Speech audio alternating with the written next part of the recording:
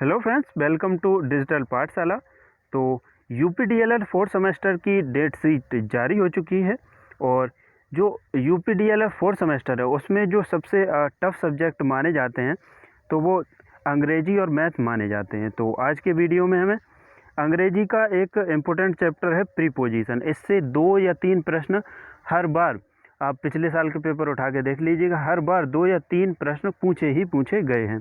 तो उनसे या तो 2 नंबर में पूछा जाएगा या 1 नंबर में पूछा जाएगा। तो 2 से 3 नंबर इस चैप्टर से पूछे जाते हैं। तो आप पूरा वीडियो लास्ट तक बहुत ही ध्यान से देखिएगा, क्योंकि मैंने वीडियो को लास्ट में कुछ ऐसे प्रीपोजिशन बताए हैं जो आपके एग्जाम्स में डायरेक्ट पूछे जाएंगे।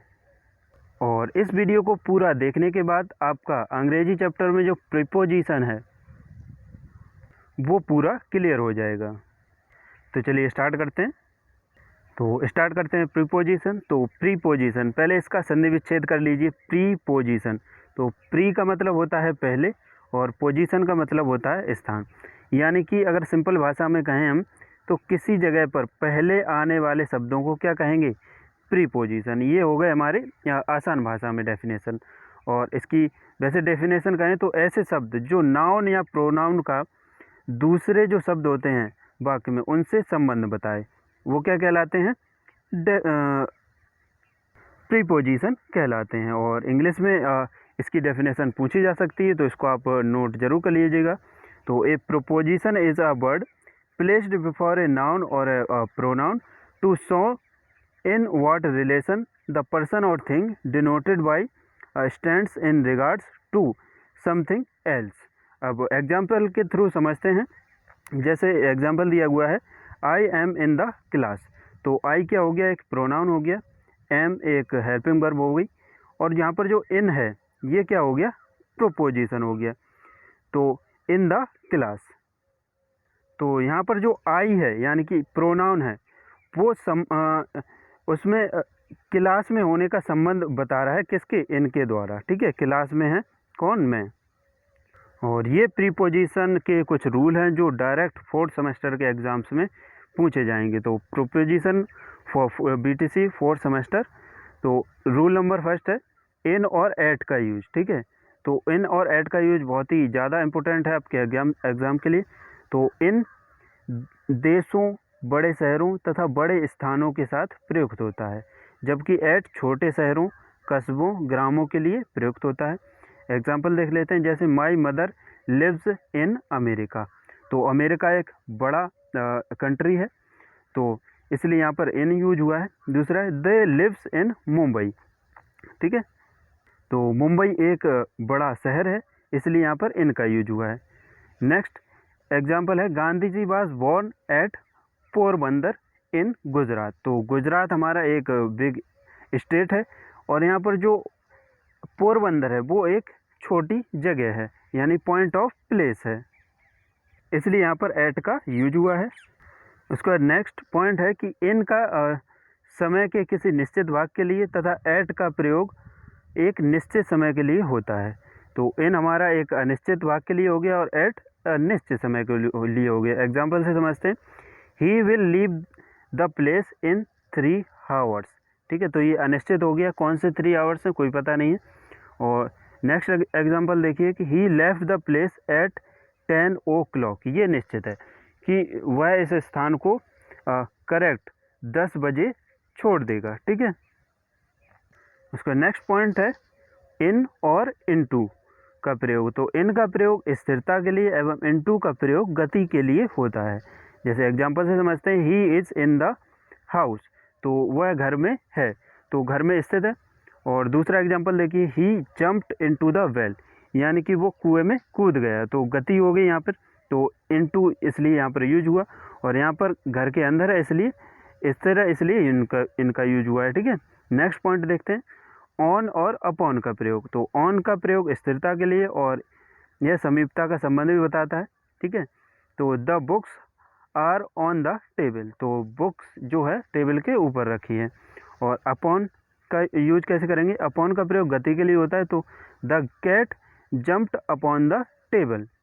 तो यहाँ पर कैट क्या कर रही है? गति कर रही है, टेबल के ऊपर कूद रही है। तो जैसे इन और इन टू का संबंध है, वैसे ही ऑन और अपॉन का संबंध है, ठीक है। उसका नेक्स्ट है कि इन और विद इन का प्रयोग। तो समय की दृष्टि से इन का प्रयोग समय की समाप्ति के अर्थ में होता है, जैसे I shall return from Mumbai in a month, तो अर्थात एक महीने के अंत में मैं लौट आऊँगा वापस। और विद इन का अर्थ समय की समाप्ति से पहले होता है, जैसे I shall return from Mumbai within a month, यानी एक माह से पहले ही लौट आऊँगा मैं। तो इस पॉइंट को ध्यान रखिएगा, समय की समाप्ति और समय की समाप्ति से पहले। तो यहाँ पर इन ए मंथ से एक महीने के अंत में, और विद इन ए मंथ तो एक महीने से पहले, ये इम्पोर्टेंट हो जाता है, ठीक है। उसका नेक्स्ट है कि बिटवीन तथा अमंग का प्रयोग। तो बिटवीन दो व्यक्तियों व वस्तुओं के लिए प्रयुक्त होता है, जैसे it is between you and me, जैसे his father divided his property between Anand and Ravi, तो दो लोगों के बीच हो गया। और अमंग का प्रयोग दो से अधिक व्यक्तियों व वस्तुओं के लिए होता है, जैसे distribute the sweets among the boys, यानी कि इस मिठाई को लड़कों में बांट दीजिए। तो बहुत सारे लड़के हो गए और यहाँ पे केवल दो लोग थे। तो आई होप आपको क्लियर हुआ होगा ये।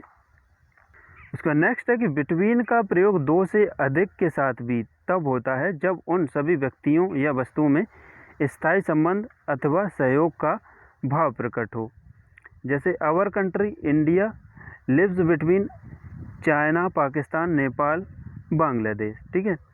तो अपना देश भारत इन तीनों देशों से चारों देशों से अटैच्ड है। नेक्स्ट है कि there is a treaty between the 4 great nations. तो उपरोक्त वाक्यों में अमंग के स्थान पर बिटवीन का प्रयोग ही उचित है, क्योंकि आपस में संबंध का सहयोग प्रकट हो रहा है। उसका नेक्स्ट इम्पोर्टेंट प्रयोग है कि फ्रॉम, फॉर तथा सिंस का प्रयोग। तो हिंदी में इन तीनों का अर्थ से होता है। फॉर समय की अवधि और सिंस समय की बिंदु बतलाता है, जैसे कि she has not seeing me for the last 1 week, ठीक है। तो लास्ट 1 वीक कोई निश्चित नहीं है कौन सा लास्ट 1 वीक है, इसलिए यहाँ पर फॉर यूज किया गया है। दूसरा एग्जाम्पल है he has been ill since Saturday last, यानी कि जो लास्ट सैटरडे है उससे बीमार है, तो यहाँ पर निश्चित है इसलिए सिंस का प्रयोग किया गया है। और फ्रॉम भी समय का बिंदु बताता है, परंतु फ्रॉम का प्रयोग परफेक्ट कॉन्टिन्यूअस को छोड़कर सभी टेंस में होता है। तो स्पेशली परफेक्ट कॉन्टिन्यूअस में सिंस और फॉर का यूज किया जाता है। और जो फ्रॉम है उसका ज़्यादातर उपयोग टू के साथ होता है, जैसे कि he was ill from Saturday to Sunday, तो यहाँ पर टू आया इसलिए फ्रॉम का यूज किया गया है यहाँ पे। इसका नेक्स्ट ओवर और एबव का प्रयोग। तो इसका अर्थ ऊपर, जब एक वस्तु दूसरी वस्तु के लंब रूप से हो तब ओवर का प्रयोग होता है। जब एक वस्तु दूसरी वस्तु के ऊपर हो परंतु पहली वस्तु के साथ लंबवत रूप से नहीं हो तो एबव का प्रयोग होता है, जैसे कि the plane flew over my head, तो जो हवाई जहाज है वो मेरे सिर के ऊपर उड़ रहा है, तो यहाँ पर लंबवत हो गया इसलिए यहाँ पर ओवर का यूज हुआ है। और the sky is above our head, तो स्काई जो होते हैं वो हमारे सिर के चारों ओर होते हैं, इसलिए यहाँ पर एबव का यूज किया गया है। उसके नेक्स्ट बिहाइंड आफ्टर का प्रयोग। तो बिहाइंड का प्रयोग पीछे और आफ्टर के बाद या के पीछे, ठीक है। तो he did not looked behind, यानी उसने पीछे नहीं देखा।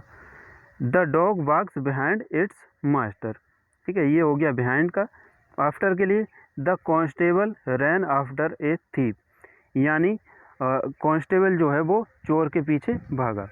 उसके बाद में नेक्स्ट सी केम्स आफ्टर सनसेट, यानी वह सूर्यास्त होने के बाद आया, यानी के बाद या के पीछे में यूज होता है आफ्टर का।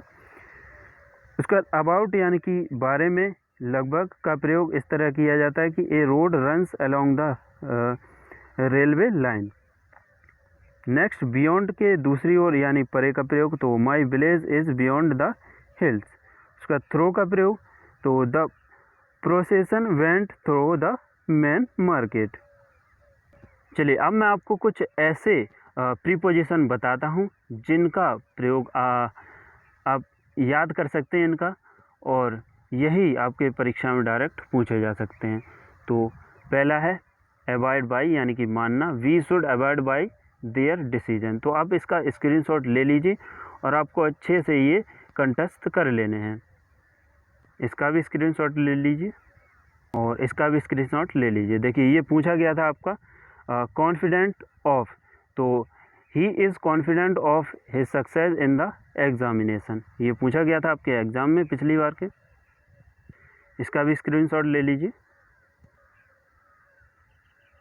देखिए कि ये भी पूछा गया था मेड ऑफ यानी बनी हुई, my rings is made of gold, ये पूछा गया था, काफ़ी इम्पोर्टेंट है। और ये भी पूछा गया था प्रीफर टू, ये काफ़ी बार पूछा गया है। तो प्रीफर टू इसका यूज कैसे करेंगे, Suresh prefer milk to tea. और बचे हुए इनका भी लास्ट स्क्रीनशॉट ले लीजिए आप। तो आज की वीडियो हमने प्रीपोजिशन को बहुत ही अच्छे तरीके से डिस्कस किया। आई होप आपको ये वीडियो पसंद आया होगा। यदि आपको वीडियो पसंद आया तो वीडियो को लाइक ज़रूर करिएगा, साथ साथ शेयर करिएगा अपने सभी DLED 4th सेमेस्टर के मित्रों के साथ। और चैनल को अभी तक आपने सब्सक्राइब नहीं किया है, सब्सक्राइब करके बेल आइकन ऑन कर लीजिएगा। Thanks for watching.